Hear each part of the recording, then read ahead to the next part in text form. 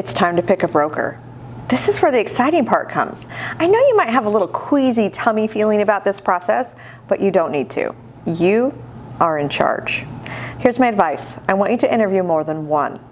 It's going to feel like they're interviewing you, but you are really interviewing them. That's why I want you to talk to more than one. I need you to come up with a list of questions of things that are important to you. I'm going to give you a basic list of questions that you should ask, but I want you to narrow those questions down and maybe add some of the questions that you think of, because picking a broker is a personal thing. What's right for me may not be right for you, because there's 1,000 ways to sell real estate and you are finding the way that is good for you. Now, there might be a little voice in the back of your head that says, what about if I pick the wrong one? It's not a thing. You can change. It's just like the rest of your life. Make a decision, move forward. If it's not right, you can change. You can always switch your license to another broker. Now, once you get going and you've been in the place for a while, it's a little harder to switch. I mean, you have to change your signs and your business cards, but there's been research and studies done that your actual clients don't necessarily know nor care who your broker is. They care about you and the service that you are bringing to them. The broker is there to help you do a better job selling houses. So let's talk about what the process looks like. You're going to want to maybe ask some people that you know in the business who they like, and then maybe do a little research. Go on the internet and Google local realtors. Maybe go on Instagram or Facebook or TikTok and figure out, you know, the vibe of the brokerage that you want. Do you want to be on a team? Do you want to be on a local team? Do you want to be on a national team? Do you want to be a solo agent? Do you want to be a team agent? We'll go over what that looks like as well. But every broker is different, and what they offer you is also different. So here's some of the main things you want to think about and ask about during these interviews. Number one, money. This is why you're selling real estate, right? So let's figure out how the money is going to be distributed.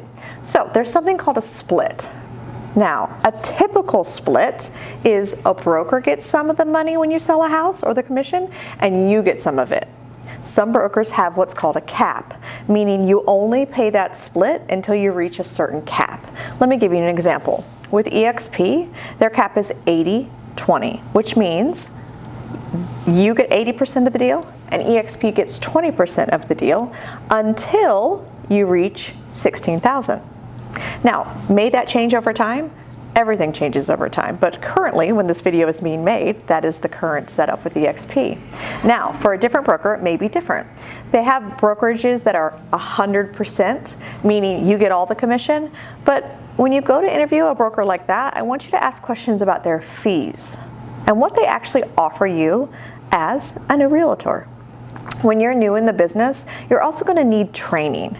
So I want you to ask about money. What does that look like? And then, of course, training.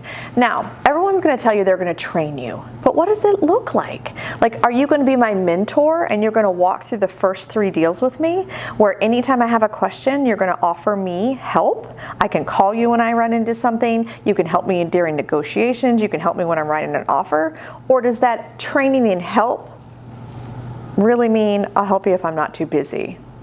You need to know what it actually looks like. Ask questions like, do you have weekly meetings?